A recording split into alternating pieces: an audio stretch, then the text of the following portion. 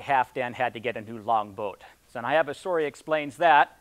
The name of the story is Halfdan's Funeral. Well, you know, not too long ago, Halfdan got himself a new longboat, and a lot of people have been asking me why. So I went on back to Skognier, hooked up with my good buddy Sven, and he told me the story. See, it wasn't too long after they had built the new Berserker longhouse, and although Halfdan, he's not a Berserker, he ain't all that far off neither, he likes to go up there and party with them. The last time he went up there, he had such a good time that when he left, he forgot to put the bar back across the outside of the door. He didn't make it all the way back to his long haul. He kind of passed out in the middle of town there. And when he passed out, that was the point the Berserkers realized they weren't locked in. They got loose and they ran all over town. And they found him laying out there in the street, and they rolled him over. Now, the thing was, though, that when he passed out, he fell down on his face and he broke his nose, and blood spurted out all over his beard there. And when they saw that, they figured he must be dead, so they had to give him a Viking funeral.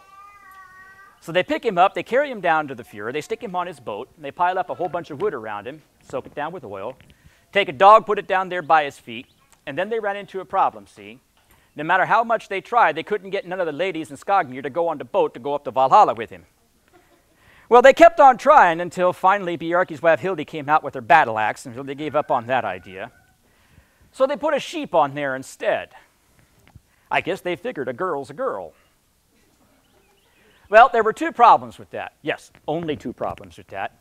First, Sven pointed out to them that, Halfdan, he weren't no Norman, and so putting a sheep on there really wasn't appropriate.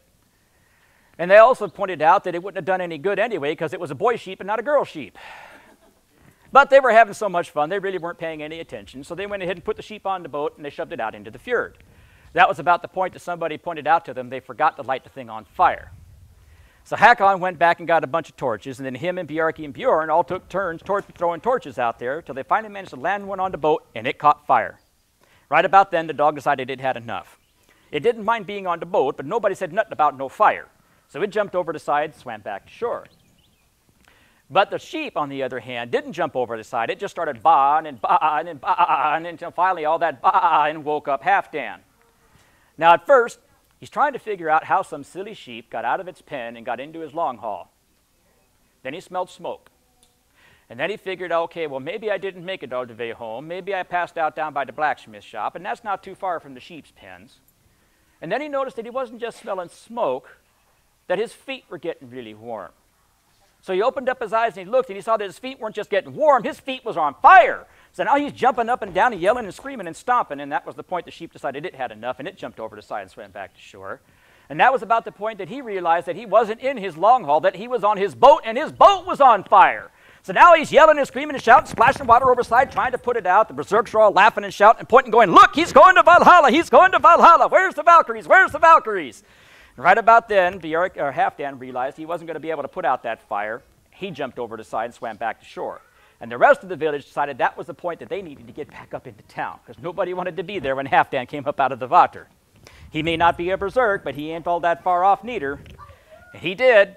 He came up out of that water, and he was cold, he was wet, and his hair and his beard were smoking. They didn't have a whole lot of trouble getting the berserks back in their longhouse that night. But I'll tell you what, the next time you want to go up and party with the berserks, you better make sure when you leave, you put the bar back across the outside of the door. Yeah, sure, you betcha. Thank you.